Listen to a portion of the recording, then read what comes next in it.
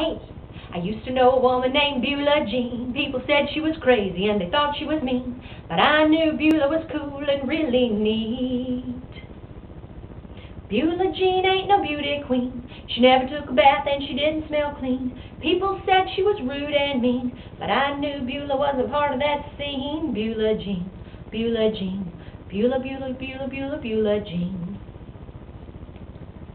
See, my mama was a trucker out on the road, and she needed someone else to help her carry the load of 4 little girls at home who needed care. She had to put an ad in the local Tribune with only one response and not a minute too soon. Mama's truck was due in Tampa the very next morning. Late that evening came a knock at the door. You should have seen our jaws as they dropped to the floor. No one could believe what we were seeing there. Standing was a woman about 6'2", with a mohawk haircut and a big tattoo of a skull and crossbones right on her face. Mama hugged us quickly and she waved goodbye. She said, "I love you, my darling babies, don't you cry. I promise I'll be back in time for dinner tomorrow." Well, out she went and in Beula came, and ever since then I haven't been the same. Neither have my sisters Betty, Lola, and Sue.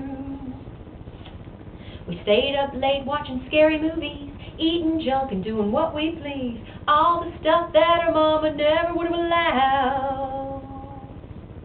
Beula taught us things we'd never seen before. She cussed like a sailor and dressed like a whore. Told us of her dream to become a professional wrestler. We all got schooled on belly button rings, doing the chokehold and blowing smoke rings. Made prank phone calls to grumpy old Uncle Pete. Early next morning, about 2:45, everyone was sleeping except for me. The fun was over and I had myself a bellyache. I heard Beula snoring, so I got out of bed, walked past her room, and then she said, "Hey, little angel, what you doing? Are you okay?" I told her I was fine, but my belly hurt. She said what I needed was to let out a burp. She brought me a glass of water and crackers, too. Beula stayed up to make sure I was fine. She poured herself a mason jar of homemade wine and told me that we were the best kids she'd ever met.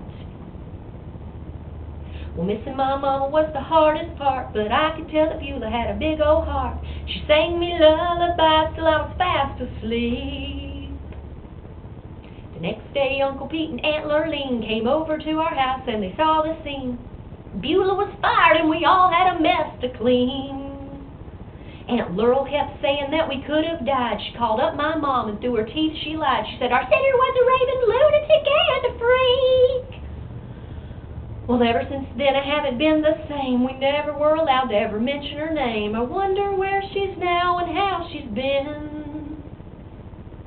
Next time that you're walking down the street, if you see purple hair, it's someone you should meet, 'cause I bet you they're the nicest person deep down inside.